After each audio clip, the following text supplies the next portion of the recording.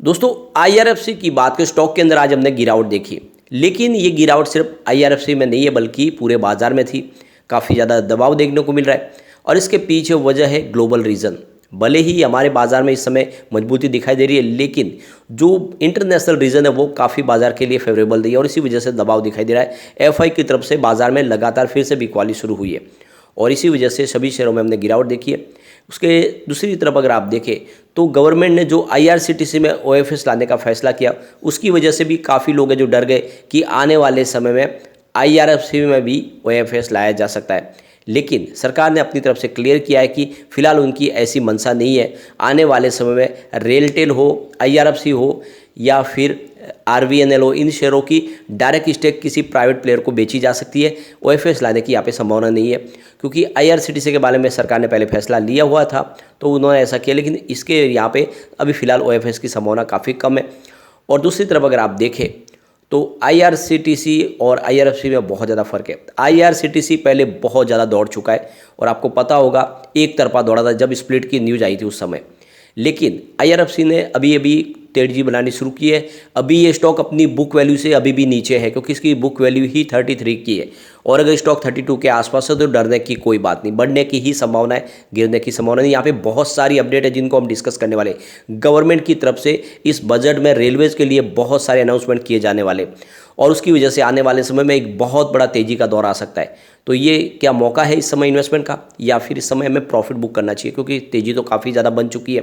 तो इन सारी बातों को समझेंगे इस वीडियो के माध्यम से। सबसे पहले अगर हम बाजार की बात करें तो बीएसई सेंसेक्स में हमने 61,337 के स्तर पे आज क्लोजिंग देखी है, जहाँ पे 461 पॉइंट की गिरावट थी। 0.75% गिरा हमारा बाजार। तो ये देख सकते हो कि बाजार में सुबह सुबह गिरावट के साथ शुरुआत हुई थी, उसके बाद बाजार संभल गया था, लेकिन उसके बाद में फिर से प्रॉफिट बुकिंग हावी हुई और गिरावट हुई। आईआरएफसी की बात करें तो आप देख सकते हो स्टॉक की शुरुआत 32.30 पर हुई और लो बना 31.55 का, हाई है 32.75 का। तो ये तो आप देख ही सकते हो पूरे दिन आज दबाव ही देखने को मिला आईआरएफसी में, कहीं पर भी पॉजिटिव शुरुआत नहीं हुई।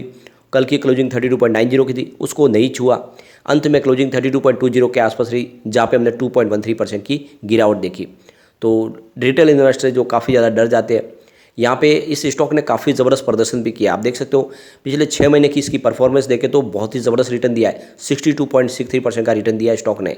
19.80 के आसपास था 17 जून को स्टॉक। अब देख सकते हो 20 रुपये से नीचे का जो स्टॉक था वो 32 के आसपास है और इसने अपनी 37 की हाई भी बनाई। तो ऐसे में प्रॉफिट बुकिंग तो लाजमी है।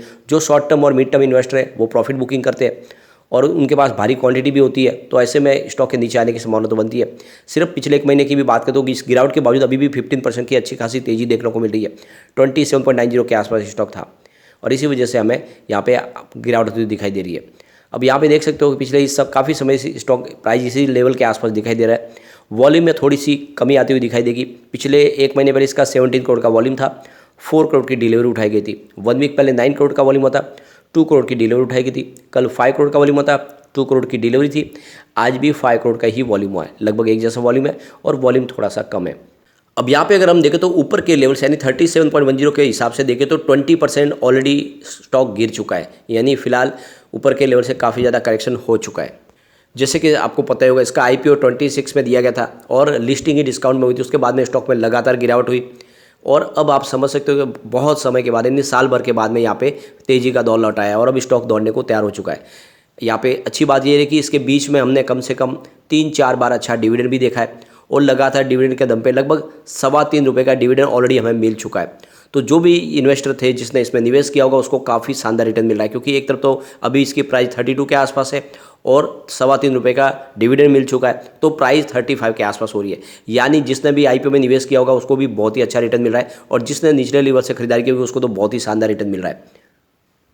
अब यहाँ पे जो बजट को लेकर लेटेस्ट अपडेट निकल के आ रही है, आने वाले बजट में government 20 hydrogen power trains announce कर सकती है और नहीं यहाँ पे। तो इस बार बजट में रेलवेज के लिए बहुत सारा अनाउंसमेंट हो सकता है।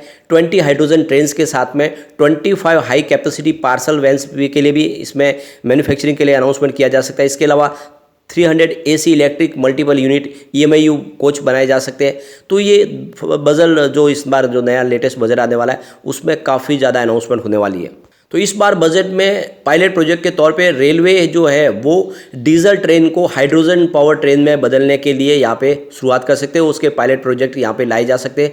तो आने वाले समय में यहाँ पे एक नया निवेश की संभावना बनेगी। इसका काम IRFC का बढ़ने वाला है इस बार।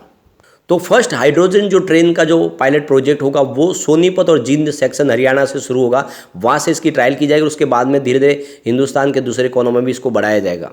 दूसरी तरफ अगर देखें तो इस बार बजट में 1.5 ट्रिलियन रुपीस का बड़ा बजट अनाउंसमेंट किया जा सकता है रेलवेज के लिए, जिसमें 300 से लेकर 400 नई वंदे भारत ट्रेन इस बार अनाउंस की जा सकती है। यानी आप समझ सकते हो कि इंफ्रास्ट्रक्चर के लिए बहुत सारा इन्वेस्टमेंट किया जाने वाला है। दूसरी तरफ इस बार 50,000 वैगन्स का भी एक बड़ा मेगा ऑर्डर दिया जा सकता है और ये आने वाले समय इसको पूरा किया जाएगा। तो ये समझ ही सकते हो कि इस बार सरकार ने अपनी तरफ से कमर कस ली है, बहुत सारा यहाँ पे खर्च होने वाला है। इससे पहले अगर आप देखें तो Titagarh wagons, Texmaco rail, Hindustan engineering, इसके अलावा आप देखें तो ओरिएंटल फाउंड्री, इन कंपनियों को पहले ही 23,500 करोड़ रुपये के 60,000 वैगन्स का सप्लाई के लिए ऑर्डर दे दिया गया है, जो आने वाले समय 2025 से लेकर 26 तक पूरे किए जाएंगे। तो सरकार लगातार इसमें तेज़ी से आगे बढ़ रही है। तो रेलवेज़ के लिए यानी जो ट्रांसपोर्टेशन के लिए काफ़ी ज़्यादा वैगन्स बनाए जा रहे हैं। इस बार जो बजट होगा उसमें 20 से लेकर 30% की बढ़त देखने को मिल सकती है। यानी सरकार की तरफ से इस बार रेलवे का बजट को बहुत ज़्यादा बढ़ाया जा सकता है। सरकार रेलवेज के लिए इंफ्रास्ट्रक्चर जो प्रोजेक्ट है उसमें बहुत तेज़ी लानी चाहिए। जो आप देखें नैरो गेज है उसको ब्रॉड गेज में बदलना चाहती है। इसके अलावा जो पुराने रेलवे स्टेशन है उनको पूरी तरह से मॉडर्न तरीके से वापस बनाना चाहते हैं। तो बहुत सारा खर्च होने वाला है और ऐसे में अगर आप देखें तो उनको सारा जो फंड प्रोवाइड तो IRFC ही करेगी। तो IRFC के लिए बहुत सारे इस समय ऑप्शन निकल के आ रहे हैं। IRFC का कामकाज बढ़ने वाला है। तो ऐसे में आप समझ सकते हो कि लॉन्ग टर्म का नजरिया लेके ये निवेश का मौका बन रहा है IRFC में। इस बार इस बजट में मेगा मर्जर का प्लान भी सामने यहाँ पे अनाउंस हो सकता है। यानी सरकार आने वाले समय में रेलवेज की जो कंपनियां हैं उनमें मर्जर कर सकती है। काफ़ी जो कंपनियां हैं उनके मर्जर का प्लान लेके चल रहे। आने वाले समय में IRCTC और रेलटेल के मर्जर की संभावना बन रही है। ऐसी ही बहुत सारी कंपनियों के मर्जर की संभावना बन रही है। हो सकता है कि IRFC का भी किसी और कंपनी में मर्जर किया जाए, वैसी सरकार की तरफ से संभावना हो सकती है। और वैसे मर्जर के पहले उनके कारोबार को देखा जाएगा, उसके बाद में ही मर्जर किया जाएगा। क्या उस कंपनी का उसका अगर कारोबार अगर एक जैसे हैं, मैच हो रहे हैं, तभी उसमें मर्जर किया जाएगा। तो IRFC का जो बिजनेस है वो फाइनेंस प्रोवाइड करने वाला है, तो उसके हिसाब से अगर कोई कंपनी होगी तो ही मर्जर हो पाएगा, वरना दूसरी कंपनियों के साथ IRFC का मर्जर फिलहाल होने जैसी संभावना नहीं है। तो आने वाले समय में क्या यहाँ पे सरकार मर्जर करने वाली है वो इस बजट के अंदर हमें देखने को मिल जाएगा। तो बहुत सारी इस बार अनाउंसमेंट होने वाली है और इसका फ़ायदा हमें देखने को मिलेगा। तो नजरिया अगर आपका लॉन्ग टर्म का है तो ये मौका है खरीदारी करने का, क्योंकि स्टॉक बहुत नीचे है, बुक वैल्यू से नीचे मिल रहा है। लेकिन अभी वैसे मैं कहूँ तो आपको एंट्री के लिए 28 का इंतजार करना चाहिए। वहाँ पे फेयर वैल्यू है, वहाँ से एंट्री करेंगे तो आपको एक अच्छा रिटर्न देखने को मिल सकता है। शॉर्ट टर्म इन्वेस्टर के लिए तो समय पे प्रॉफिट बुक करने का मौका अभी भी है। यहाँ पे इसकी रेटिंग काफ़ी अच्छी हो चुकी है। आप देख सकते हो इसकी मास्टर रेटिंग 5 स्टार में से 3 स्टार की रेटिंग निकल के आ रही है, जो काफ़ी अच्छी है। इसकी EPS स्ट्रेंथ अगर देखें तो वो 5 स्टार में से 4 स्टार की रेटिंग निकल के आ रही है। और बायर डिमांड के मामले में तो 5 स्टार में से 5 स्टार की रेटिंग पूरी निकल के आ रही है। इसकी प्राइस स्ट्रेंथ 5 स्टार में से 4 स्टार की रेटिंग है, जो काफ़ी शानदार है।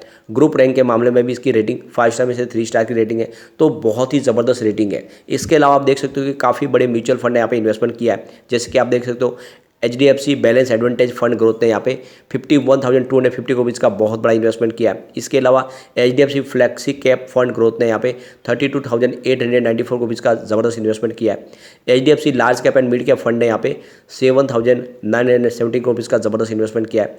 HSBC mid cap fund growth ने यहाँ पे 7,672 रुपीज़ का इन्वेस्टमेंट किया है। इसके अलावा निप्पॉन इंडिया वैल्यू फंड ने यहाँ पे 5,001 रुपीज़ का इन्वेस्टमेंट किया है। तो यहाँ पे HDFC ने बहुत ज़बरदस्त निवेश किया है। तो ये तो आप समझ ही सकते हो कि इस समय स्टॉक काफ़ी अच्छा लग रहा है, निवेश किया जा सकता है।